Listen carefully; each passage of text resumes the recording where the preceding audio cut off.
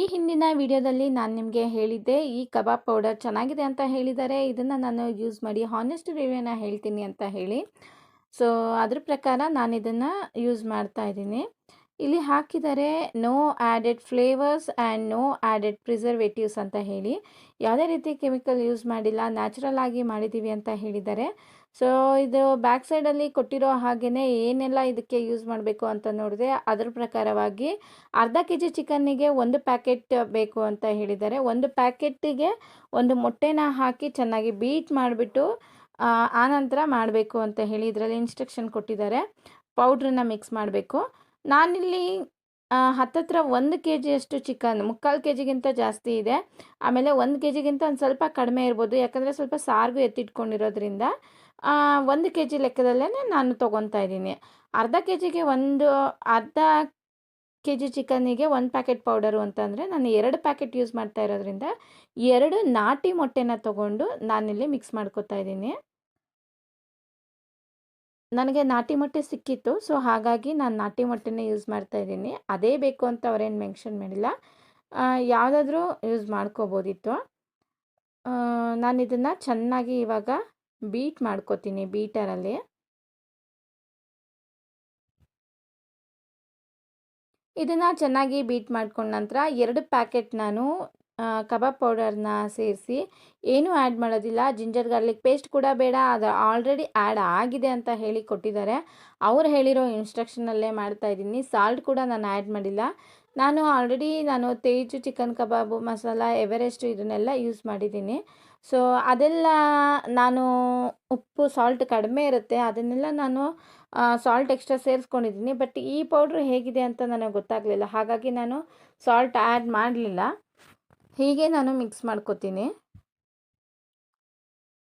In case salt ಏನಾದರೂ ಕಡಿಮೆ ಇತ್ತು ಅಂತ ಅಂದರೆ 1 ಪೀಸ್ ಫಸ್ಟು ನಾವು ಕಬಾಬ್ ಹಾಕಿ ಟ್ರೈ ಮಾಡಿ ನೋಡೋಣ. ಅದೇನಾದರೂ ಕಡಿಮೆ ಇತ್ತು, ಏನಾದರೂ ಟೇಸ್ಟ್ ಬೇಕಿತ್ತು ಅಂತ ಅನ್ನಿಸ್ದಾಗ ಉಳಿದಿದ್ದಕ್ಕೆ ಹಾಕಿ ಕಳಿಸಿದ್ರಾಯ್ತು. ಇವೆಲ್ಲ ಏನಂದರೆ ಎಕ್ಸ್ಟ್ರಾ ನೀವು ಯಾವುದಾದ್ರೂ ಹೊಸದಾಗಿ ಟ್ರೈ ಮಾಡೋದಾದರೆ ಒಂದೇ ಸತಿ ಕಲಸಿಡಿ, ಏನೂ ತೊಂದರೆ ಆಗಲ್ಲ. ಬಟ್ ಒಂದೇ ಸತಿ ಅಷ್ಟನ್ನು ಎಣ್ಣೆಗೆ ಬಿಡಬಾರ್ದು.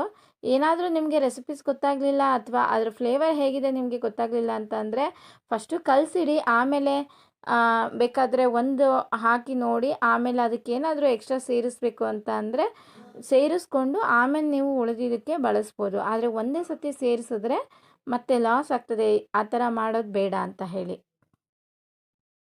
ಈಗ ನಾನು ಇದಕ್ಕೆ ಚಿಕನ್ನ ಆ್ಯಡ್ ಮಾಡಿಕೊಂಡು ಚೆನ್ನಾಗಿ ಮಿಕ್ಸ್ ಮಾಡಿಬಿಟ್ಟು ಒಂದು ಅರ್ಧ ಗಂಟೆ ಹಾಗೆ ರೆಸ್ಟ್ ಮಾಡೋದಕ್ಕೆ ಇಡ್ತಾಯಿದ್ದೀನಿ. ನೀವು ಫ್ರೀಝರಲ್ಲಿ ಇಡೋದಾದರೆ ಇಡ್ಬೋದು. ಇನ್ ಕೇಸ್ ಫ್ರೀಝರ್ ಏನು ಇಲ್ಲ ಅಂತ ಅಂದರೆ ನೀವು ಹಾಗೇ ಇಡ್ಬೋದು, ಏನೂ ತೊಂದರೆ ಆಗಲ್ಲ. ಕಾರ್ನ್ಫ್ಲೋರ್ ಕೂಡ ನಾನು ಆ್ಯಡ್ ಮಾಡಿಲ್ಲ, ಕಾರ್ನ್ಫ್ಲೋರ್ ಕೂಡ ಆ್ಯಡ್ ಆಗಿದೆ ಅಂತ ಹೇಳಿದ್ದಾರೆ. ನೋಡೋಣ ಟ್ರೈ ಮಾಡಿ ಏನಾಗುತ್ತೆ ಅಂತ. ನಾನು 1.5 ಕೆ ಜಿ ಚಿಕನ್ ತಂದಿರೋದ್ರಲ್ಲಿ 1 ಕೆ ಜಿ ಅಷ್ಟು ನಾನು ಹತ್ತತ್ರ 1 ಕೆ ಜಿ ನಾನು ಕಬಾಬ್ಗೆ ಎತ್ತಿಟ್ಕೊಂಡಿದ್ದೆ. ಆಮೇಲೆ ಒಂದು 200 ಗ್ರಾಮ್ಸು ಸ್ಕಿನ್ನಿಗೆ ಹೋಗಿದೆ. ಇನ್ನು ನಿಯರೆಸ್ಟ್ ಒಂದು 350 ಗ್ರಾಮಷ್ಟು ನಾನು ಸಾಂಬಾರಿಗೆ ಇಟ್ಟಿದ್ದು ಅಷ್ಟೇ. ಸಾಂಬಾರು ಪೀಸ್ ಯಾರೂ ತಿನ್ನಲ್ಲ ಅಂತ ಹೇಳಿ. ಈಗ ನಾನು ಸಾಂಬಾರಿಗೆ ಮಸಾಲೆನ ರೆಡಿ ಮಾಡ್ಕೊತಾ ಇದ್ದೀನಿ. ಇಲ್ಲಿ ಬ್ಯಾಡಗಿ ಮೆಣಸನ್ನು ಒಂದು 5ರಿಂದ 6 ಬರೀ ಬ್ಯಾಡಗಿ ಮೆಣಸನ್ನು ಹಾಕಿ ಎಣ್ಣೆಯಲ್ಲಿ ಫ್ರೈ ಮಾಡ್ಕೊತಾ ಇದ್ದೀನಿ. ಹಾಗೆ ಒಂದು 8ರಿಂದ 9 ಕಾಳು ಮೆಣಸು, ಒಂದು ಅರ್ಧ ಟೇಬಲ್ ಸ್ಪೂನಷ್ಟು ಸೋಂಪು, ಹಾಗೆ 2 ಏಲಕ್ಕಿ, ಆಮೇಲೆ ಒಂದು 4 ಲವಂಗ, ಚಕ್ಕೆ ಒಂದು 2 ಇಂಚಷ್ಟು, ನಕ್ಷತ್ರದ ಹೂವು ಒಂದು, ಆಮೇಲೆ 2 ಗೆಡ್ಡೆ ಬೆಳ್ಳುಳ್ಳಿ, ಒಂದು 2 ಇಂಚು ಶುಂಠಿ, ಮತ್ತು 2 ಮೀಡಿಯಮ್ ಸೈಜಷ್ಟು ಈರುಳ್ಳಿ, ಮತ್ತು ಪುದೀನ ಒಂದು ಅರ್ಧ ಹಿಡಿ, ಹಾಗೆ ಕೊತ್ತಂಬರಿ ಸೊಪ್ಪು ಖಾಲಿಯಾಗಿತ್ತು, ಹಾಗಾಗಿ ಕೊತ್ತಂಬರಿ ಸೊಪ್ಪಿನ ದಂಟು ಬರುತ್ತಲ್ಲ ಅದನ್ನು ನಾನು ಇಟ್ಕೊಂಡಿದ್ದೀನಿ. ಮತ್ತು ಒಂದು ಟೊಮೊಟೊನ ತೊಗೊಂಡಿದ್ದೀನಿ. ಸೊ ಇದಿಷ್ಟನ್ನು ನಾನು ಎಣ್ಣೆಯಲ್ಲಿ ಹಾಕಿ ಫ್ರೈ ಮಾಡ್ಕೊತಾ ಇದ್ದೀನಿ. ನಾನು ಈ ರೆಸಿಪಿ ಎಲ್ಲ ತೋರಿಸ್ತಾ ಇದ್ನಲ್ವಾ, ಇಂಗ್ರೀಡಿಯೆಂಟ್ಸ್ ತೋರಿಸ್ತಾ ಇದ್ನಲ್ವಾ, ಸೊ ಎಣ್ಣೆ ಸ್ವಲ್ಪ ಕಾದೋಯ್ತು, ಮೆಣಸಿನ್ಕಾಯಿ ಸ್ವಲ್ಪ ಬ್ಲ್ಯಾಕ್ ಆಗಿದೆ, ಬಟ್ ಏನೂ ತೊಂದರೆ ಇಲ್ಲ. ಹೀಗೆ ಫ್ರೈ ಮಾಡಿಕೊಂಡ್ರೆ ಆಯಿತು. ಬೆಳ್ಳುಳ್ಳಿ ಮತ್ತು ಮಸಾಲೆ ಇಂಗ್ರೀಡಿಯೆಂಟ್ಸ್ ಏನೆಲ್ಲ ಇಟ್ಕೊಂಡಿದ್ರಿ ಸೊ ಅದನ್ನೆಲ್ಲ ಹಾಕಿ ಫ್ರೈ ಮಾಡ್ಕೋಬೇಕಾಗತ್ತೆ.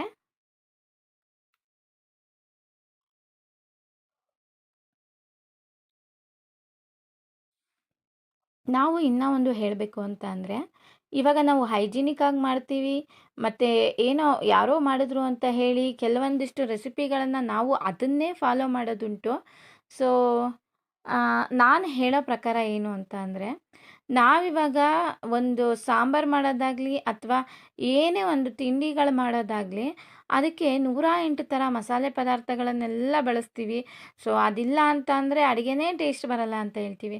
ಆದರೆ ನಮ್ಮ ಹಿಂದಿನ ಕಾಲದವ್ರು ಏನಿದ್ರು ಅವರನ್ನ ಈ ಟೈಮಲ್ಲಿ ನಾವು ನೆನಪಿಸ್ಕೊಳ್ಲೇಬೇಕು. ಅವರು ಈ ರೀತಿ ನಾವು ಕೋಳಿ ಸಾರೆಲ್ಲ ಮಾಡೋದಾದರೆ ಇಷ್ಟೆಲ್ಲ ನಾವು ನಕ್ಷತ್ರದ ಹೂವು, ಮರಾಠಿ ಮೊಗ್ಗು ಈ ರೀತಿ ಎಲ್ಲ ಯಾವುದನ್ನು ಬಳಸ್ತಾ ಇರಲಿಲ್ಲ. ಜಾಯಿಂಟ್ ಫ್ಯಾಮಿಲಿ ಆಗಿರೋದ್ರಿಂದ ಅವರಿಗೆ ಅಡುಗೆ ಮಾಡಲಿಕ್ಕೆ ಪುರ್ಸೊತ್ತೇ ಸಿಗ್ತಾ ಇರಲಿಲ್ಲ. ಅಂದರೆ ಅಷ್ಟು ಕೆಲಸ ಇರ್ತಾ ಇತ್ತು. ಆ ಕೆಲಸದ ಮಧ್ಯದಲ್ಲಿ ಅವರು ಈ ಥರ ನಾವು ಮಾಡೋ ಅಡುಗೆಗಳಿಗೆ ಅಲಂಕಾರ ಮಾಡಿ ಅವ್ರು ಮಾಡ್ತಾನೇ ಇರಲಿಲ್ಲ. ನೀವು ಇವತ್ತೂ ಒಂದು ನಮ್ಮ ಹಿಂದಿನ ಕಾಲದ ಅಜ್ಜ ಅಜ್ಜಿದಿರು ಏನಿದ್ದಾರೆ ಅವ್ರ ಕೈಯಲ್ಲಿ ಅಡುಗೆ ಮಾಡಿಸಿ ನೋಡಿ. ನಾವು ಹಾಕೋ ಯಾವ ಇಂಗ್ರೀಡಿಯೆಂಟ್ಸನ್ನು ಅವ್ರು ಬಳಸೋದಿಲ್ಲ. ಬಟ್ ಅವ್ರ ಕೈಯಲ್ಲಿ ಮಾಡಿರೋಂತಹ ಅಡುಗೆ ಅಮೃತಕ್ಕೆ ಸಮಾನವಾಗಿರುತ್ತೆ. ನಾವು ಈ ರೀತಿ ಆಯಿಲ್ನಲ್ಲಿ ಫ್ರೈ ಮಾಡಿ ಅದರಲ್ಲಿರೋ ಘಾಟನ್ನೆಲ್ಲ ಆರಿಸ್ಬಿಟ್ಟು ಅದರಲ್ಲೊಂದು ಫ್ಲೇವರ್ ತರಿಸಿ ಈ ರೀತಿ ಎಲ್ಲ ನಾವು ಅಡುಗೆ ಮಾಡ್ತೀವಿ. ಬಟ್ ನಮ್ಮ ಅಜ್ಜಿ ಎಲ್ಲ ಮಾಡ್ತಾ ಇದ್ದಿದ್ದು ಅಡುಗೆ ಹೇಗಿತ್ತು ಅಂದರೆ, ಒಂದು ಕೋಳಿ ಸಾರು ಮಾಡೋದಾದರೆ ಖಾರದ ಮೆಣಸಿನ್ಕಾಯಿ, ಅವರು ಬ್ಯಾಡಗಿ ಮೆಣಸು ಕೇಳ್ತಾ ಇರಲಿಲ್ಲ. ಖಾರದ ಮೆಣಸಿನ್ಕಾಯಿ, ಧನಿಯಾ ಪುಡಿ, ಕೋಳಿಗೆ ಹೆಚ್ಚಾಗಿ ಧನಿಯಾ ಪುಡಿ ಬೇಕಾಗುತ್ತೆ. ಸೊ, ಅದನ್ನು ಅವರು ಬಳಸ್ತಾ ಇದ್ರು ಅಷ್ಟೇ. ಧನಿಯಾ ಪುಡಿ, ಮೆಣಸಿನ್ಕಾಯಿ, ಈರುಳ್ಳಿ, ಟೊಮೊಟೊ ಮತ್ತು ಚಕ್ಕೆ, ಲವಂಗ ಇಷ್ಟೇ ಅವರು ಹಾಕ್ತಾ ಇದ್ದಿದ್ದು. ಆಮೇಲೆ ಕಾಯಿ ಹಾಕ್ತಾಯಿದ್ರು. ಹುಳಿಗೆ ಸ್ವಲ್ಪ ಹುಣಸೆಹಣ್ಣು ಅಥವಾ ವಾಟೆ ಹುಳಿ ಅಂತ ಬರುತ್ತೆ ಇಲ್ಲಿ ಹುಳಿಗೆ. ಸೊ, ಅದನ್ನು ಅವರು ಯೂಸ್ ಮಾಡ್ತಾಯಿದ್ರು ಬಿಟ್ಟರೆ ಬೇರೆ ಏನೂ ಅವರು ಹಾಕ್ತಾ ಇರಲಿಲ್ಲ. ಬಟ್ ಆ ಆ ಅಡುಗೆ ಅಷ್ಟು ಟೇಸ್ಟ್ ಬರ್ತಾಯಿತ್ತು. ನಾವಿವಾಗ ಏನೆಲ್ಲ ಆ್ಯಡ್ ಮಾಡ್ತೀವಿ, ಖಾರಕ್ಕೊಂದು ಮೆಣಸಿನ್ಕಾಯಿ, ರುಚಿಗೊಂದು ಮೆಣಸಿನ್ಕಾಯಿ, ಆಮೇಲೆ ಮಸಾಲೆ ಪದಾರ್ಥದಲ್ಲೇ ಒಂದು 5-6 ಥರ ವೆರೈಟಿಗಳು. ಈ ರೀತಿ ಏನೇನೋ ಡಿಫ್ರೆಂಟಾಗಿ ವೆರೈಟೀಸ್ಗಳೆಲ್ಲ ಈಗ ಶುರುವಾಗಿರೋ ಅಂಥದ್ದು. ಏನು ಹೇಳಬೇಕು ಅಂತ ಗೊತ್ತಾಗಲ್ಲ. ಕೆಲವೊಂದು ಸತಿ ನಮಗೆ ನಮ್ಮ ಹಿರಿಯರು ಮಾಡಿರೋ ಅಡುಗೆ ಮಾಡಕ್ಕೆ ಬಂದರೂ ಸಮೇತ ಅವರು ಹಾಗೆ ಮಾಡ್ತಾರಲ್ಲ, ನಾವು ಹೀಗೆ ಮಾಡಬೇಕು ಅಂತ ಹೇಳಿ ನಮ್ಮ ತನನೇ ನಾವು ಬದಲಾಯಿಸ್ಕೊಂಡು ನಿಜ ಅಡುಗೆ ಹೇಳಬೇಕು ಮಾಡಿದ್ದು ಉಂಟು. ಅಂದರೆ ಅವರು ಇವರು ಅಂತ ಅಲ್ಲ. ಸೊ, ಈಗ ನಾನು ಏನು ರೆಸಿಪಿ ಮಾಡ್ತಾ ಇದ್ದೀನಿ, ನಾನು ವಿಡಿಯೋ ಮಾಡ್ತಾ ಇರೋದ್ರಿಂದ ಸ್ವಲ್ಪ ಹೈಜಿನಿಕ್ ಆಗಿರಬೇಕು, ವೆರೈಟಿಯಾಗಿ ಕಾಣಬೇಕು ಅಂತ ಹೇಳಿ ನಾನು ನನ್ನಲ್ಲಿ ಕೆಲವೊಂದಿಷ್ಟು ಬದಲಾವಣೆನ ತಂದುಕೊಂಡು ನಾನು ಮಾಡ್ತಾ ಇರೋದು ಹೌದು. ಸೊ, ಆ್ಯಕ್ಚುಲಿ ನಾನು ಕೋಳಿ ಸಾರು ಮಾಡಬೇಕಂದ್ರೆ ಈ ರೀತಿ ಎಲ್ಲ ಜಾಸ್ತಿ ಆಡಂಬರದಲ್ಲಿ ನಾನು ಮಾಡೋದಕ್ಕೆ ಹೋಗೋದೇ ಇಲ್ಲ.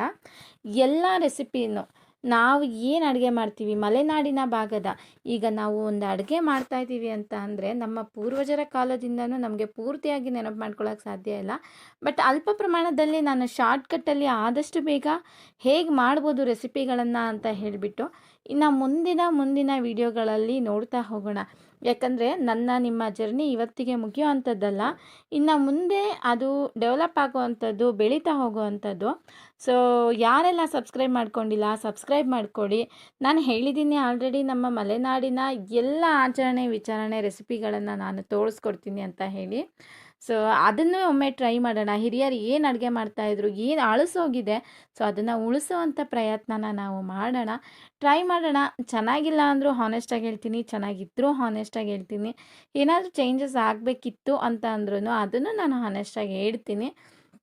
ಸೊ, ಇದೊಂದು ವ್ಲಾಗ್ ಏನಿದೆ ಅಥವಾ ಇದೊಂದು ರೆಸಿಪಿ ಏನಿದೆ ಅಥವಾ ನಮ್ಮ ಒಂದು ಈ ಚಾನಲ್ ಏನಿದೆ ಅದು ನಿಮ್ಮ ಮಧ್ಯೆ ಒಂದು ಒಳ್ಳೆ ಬಾಂಡಿಂಗ್ನ ಕ್ರಿಯೇಟ್ ಮಾಡಲಿ ಅಂತ ಹೇಳಿ ಈ ಒಂದು ಸಮಯದಲ್ಲಿ ನಾನು ನಿಮ್ಮ ಹತ್ರ ಕೇಳ್ಕೊತಾ ಇದ್ದೀನಿ. ಓಕೆ, ಇಷ್ಟ ಆಯಿತು. ಇಷ್ಟ ಆದಮೇಲೆ ಒಂದು ಅರ್ಧ ಹೊಳಕೆ ನಾನು ಕಾಯಿನ ಇಲ್ಲೇ ತುರಿದು ಹಾಕ್ತಾಯಿದ್ದೀನಿ. ನಾನು ಇದಕ್ಕೆ ಹುಳಿನ ಆ್ಯಡ್ ಮಾಡಲಿಲ್ಲ, ನನಗೆ ಮರ್ತೋಯ್ತು. ಸೊ, ಹುಳಿಗೋಸ್ಕರ ನಾನು ಸ್ವಲ್ಪ ಹುಣಸೆಹಣ್ಣು ಗಾತ್ರದಷ್ಟು ಹುಣಸೆಹಣ್ಣು ಹಾಕಿದ್ದೀನಿ. ಹಾಗೆ ಗಸಗಸೆ ಕೂಡ ನಾನು ಆ್ಯಡ್ ಮಾಡ್ಕೋತಾ ಇದ್ದೀನಿ. 1 ಟೀ ಸ್ಪೂನಷ್ಟು ಗಸಗಸೆನ ಆ್ಯಡ್ ಮಾಡ್ಕೊಳ್ಳಿ. ಎಲ್ಲ ಆ್ಯಡ್ ಮಾಡ್ಕೊಂಡಾದಮೇಲೆ ಖಾರ ರುಬ್ಕೊಬರೋಣ. ಸೊ, ಈಗ ನಾನು ಮಣ್ಣಿನ ಪಾತ್ರೆಯಲ್ಲಿ, ಪಲ್ಟೆ ಅಂತಾರೆ ಇದನ್ನು, ಪಲ್ಟೆನಲ್ಲಿ ನಾನು ಚಿಕನ್ ಸಾಂಬಾರನ್ನ ಮಾಡ್ತಾಯಿದ್ದೀನಿ. ಪಲ್ಟೆ ಕಾಯ್ಲಿಕ್ಕೆ ಇಟ್ಟಿದ್ದೆ. ಸೊ, ಪಲ್ಟೆ ಬಿಸಿ ಆಗ್ತಾಯಿದೆ. ದಯವಿಟ್ಟು ಕ್ಷಮೆ ಇರಲಿ. ಇಲ್ಲಿ ವಿಡಿಯೋ ಸ್ವಲ್ಪ ಸ್ಕಿಪ್ ಆಯಿತು. ಏನಿಲ್ಲ, ಇದಕ್ಕೆ ನಾನು ಒಂದು 3 ರಿಂದ 4 ಟೀ ಸ್ಪೂನಷ್ಟು ಕೊಬ್ಬರಿ ಎಣ್ಣೆನ ಹಾಕಿದ್ದೆ. ಅದಕ್ಕೆ ನಾನು 1 ಈರುಳ್ಳಿನ ಹೆಚ್ಕೊಂಡಿದ್ದೆ. ಸೊ ಅದನ್ನು ನಾನು ಹಾಕಿ ಆಯಿಲ್ನಲ್ಲಿ ಸ್ವಲ್ಪ ಫ್ರೈ ಮಾಡಿಕೊಂಡು, ಅದಕ್ಕೆ ಒಂದು ಪಲಾವ್ ಎಲೆ ಬರುತ್ತೆ, ಮಲೆನಾಡಿನ ಪಲಾವ್ ಎಲೆ. ನೀವು ನಿಶನೆ ಸೊಪ್ಪು ಅಂತ ಬರುತ್ತಲ್ಲ, ಅಂಗಡಿಯಲ್ಲಿ ಸಿಗುತ್ತಲ್ಲ, ಅದನ್ನು ಹಾಕೋಬೋದು. ಅದನ್ನು ಹಾಕಿ ಸ್ವಲ್ಪ ಫ್ರೈ ಮಾಡ್ಕೊಂಡಿದ್ದೆ. ಆಮೇಲೆ ಚಿಕನ್ ಹಾಕಿ ಅದಕ್ಕೆ ಒಂದು ಅರ್ಧ ಟೀ ಸ್ಪೂನಷ್ಟು ಅರಿಶಿಣ. ನಾನು ಅಲ್ಲಿ ಮಸಾಲೆ ಪದಾರ್ಥಕ್ಕೆ ಅರಿಶಿಣ ಆ್ಯಡ್ ಮಾಡಲಿಲ್ಲ, ಸಾಂಬಾರಿಗೆ ರೆಡಿ ಮಾಡ್ಕೋಬೇಕಾದ್ರೆ. ಯಾಕಂದರೆ ನಾನು ಇಲ್ಲಿ ಆ್ಯಡ್ ಮಾಡೋದಕ್ಕೋಸ್ಕರ ನಾನು ಅಲ್ಲಿ ಆ್ಯಡ್ ಮಾಡಿರಲಿಲ್ಲ. ಇಲ್ಲಿ ಅರಿಶಿಣನ ಒಂದು ಅರ್ಧ ಟೇಬಲ್ ಸ್ಪೂನ್ ಹಾಕಿ, ಹಾಗೆ ಸ್ವಲ್ಪ 1 ರಿಂದ 1.5 ಟೇಬಲ್ ಸ್ಪೂನಷ್ಟು ನಾನು ಉಪ್ಪನ್ನ ಆ್ಯಡ್ ಮಾಡ್ಕೊಂಡಿದ್ದೀನಿ. ಈಗ ಇದನ್ನು ಎಣ್ಣೆಯಲ್ಲಿ ಹೀಗೆ ಫ್ರೈ ಮಾಡಿ ಸ್ವಲ್ಪ ಹೊತ್ತು ಬೇಯಲಿಕ್ಕೆ ಇಡ್ತೀನಿ. ನೀರನ್ನು ಆ್ಯಡ್ ಮಾಡಬಾರ್ದು, ಹಾಗೆ ಲಿಡ್ ಕ್ಲೋಸ್ ಮಾಡಿಬಿಟ್ಟು ಬೇಯಲಿಕ್ಕೆ ಇಡಬೇಕು. ನೋಡಿರಿ, ಮಲೆನಾಡಿನ ಕೋಳಿ ಸಾರು ಮಣ್ಣಿನ ಪಲ್ಟೆನಲ್ಲಿ ಹಾಗೆ ಸೌದೆ ಒಲೆಯಲ್ಲಿ ರೆಡಿ ಆಗ್ತಾ ಇದೆ. ಈಗ ರುಬ್ಕೊಂಡಿರೋ ಅಂತಹ ಖಾರನ ನೀರು ಆ್ಯಡ್ ಮಾಡಿದೆ. ನಾನಿಲ್ಲಿ ಪಲ್ಟೆಗೆ ಹಾಕಿ ಒಂದು ಸತಿ ಫ್ರೈ ಮಾಡ್ಕೊತೀನಿ. ಫ್ರೈ ಮಾಡಿಕೊಂಡು ಅದು ಕುದೀಲಿ ಸ್ವಲ್ಪ ಹೊತ್ತು. ಕುದ್ದ ನಂತರ ನಾನು ನೀರನ್ನು ಆ್ಯಡ್ ಮಾಡ್ಕೊತೀನಿ. ಇದಕ್ಕೆ ಎಷ್ಟು ನೀರು ಬೇಕೋ ಅಷ್ಟನ್ನು ನೋಡಿ ಆ್ಯಡ್ ಮಾಡಿಕೊಡಿ.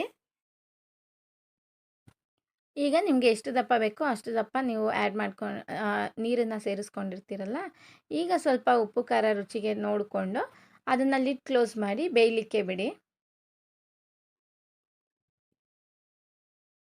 ಆಮೇಲೆ ನಾನು ಚಿಕನಿಗೆ ಹಾನೆಸ್ಟ್ ರಿವ್ಯೂ ಹೇಳ್ತೀನಿ ಅಂತ ಹೇಳಿದ್ದೆ. ಕಬಾಬಿಗೆ ನಾನು ಹಾಕಿ ನೋಡಿದ್ದೆ, ಬಟ್ ಫೇಲ್ ಆಯಿತು. ಆ್ಯಕ್ಚುಲಿ ಅದರಲ್ಲಿ ಉಪ್ಪು ಖಾರ ಏನು ಹಿಡಿಸಿದೆ ಅಂತ ನನಗೆ ಅನ್ನಿಸ್ಲೇ ಇಲ್ಲ.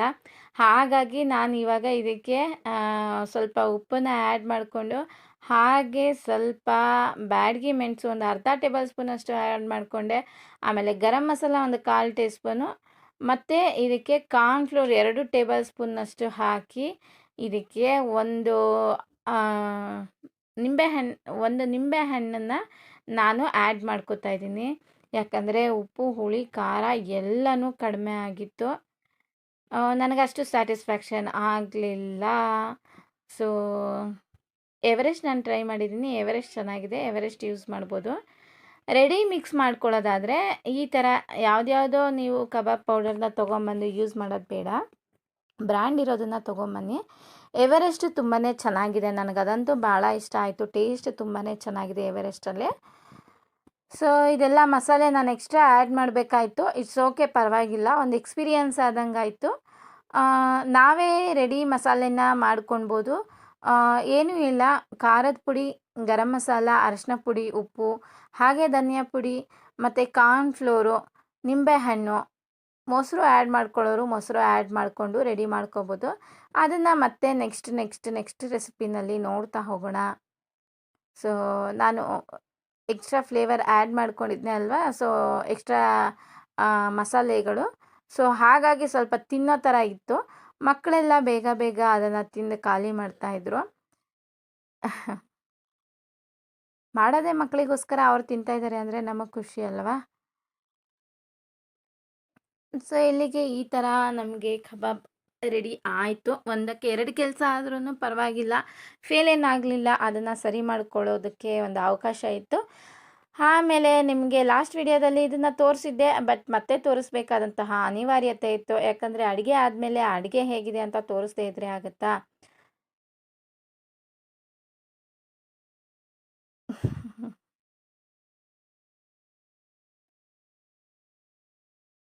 ನೋಡಿದ್ರಲ್ಲ, ಇದು ವಿಡಿಯೋಗೋಸ್ಕರ ಮಕ್ಕಳು ಹೇಳಿದ್ದಲ್ಲ, ಅವರೇ ಹಾನೆಸ್ಟ್ ರಿವ್ಯೂ ಕೊಟ್ಟಿರೋದು ಚೆನ್ನಾಗಿತ್ತು ಅಂತ ಹೇಳಿ. ಓಕೆ, ಹೀಗಿತ್ತು ನಮ್ಮ ಇವತ್ತಿನ ಬಾಡೂಟ ಅಂತಲೇ ಹೇಳ್ಬೋದು. ಸೊ ನೀವು ಮನೆಯಲ್ಲಿ ಒಮ್ಮೆ ಟ್ರೈ ಮಾಡಿ ಸಾಂಬಾರು, ನಮ್ಮ ಮಲೆನಾಡಿನ ಸಾಂಬಾರು ಹೇಗಿತ್ತು ಅಂತ ಹೇಳಿ. ಮತ್ತೊಂದು ವಿಡಿಯೋ ಅಥವಾ ವ್ಲಾಗ್ ಜೊತೆ ಮತ್ತೆ ಸಿಗ್ತೀನಿ. ಅಲ್ಲಿವರೆಗೂ ಬಾಯ್, ಟೇಕ್ ಕೇರ್.